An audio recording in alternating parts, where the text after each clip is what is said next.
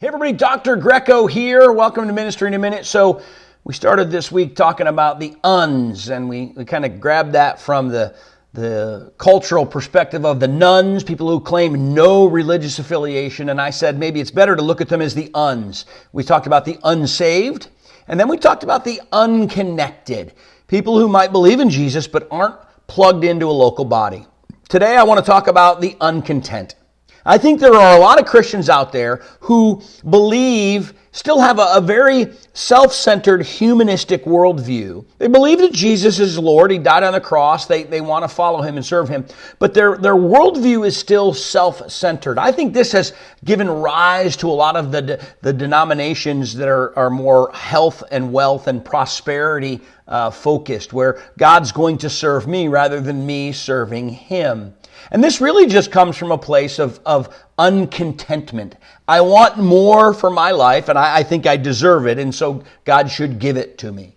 And Timothy wrote about this in his gospel, in his letter, in Paul's letter to Timothy, rather. Paul wrote about this when he was writing to Timothy. And it's a very practical teaching about your priorities. It's really what it's about. And here's what Paul says to Timothy. But godliness with contentment is great gain. For we brought nothing into the world, and we can take nothing out of it. But if we have food and clothing, we will be content with that. For those who want to get rich fall into temptation and a trap, and into many foolish and harmful desires that plunge people into ruin and destruction. For the love of money is a root of all kinds of evil. Some people eager for money have wandered away from the faith and pierced themselves with many griefs. So Paul says to Timothy, listen, the key isn't that you have nothing.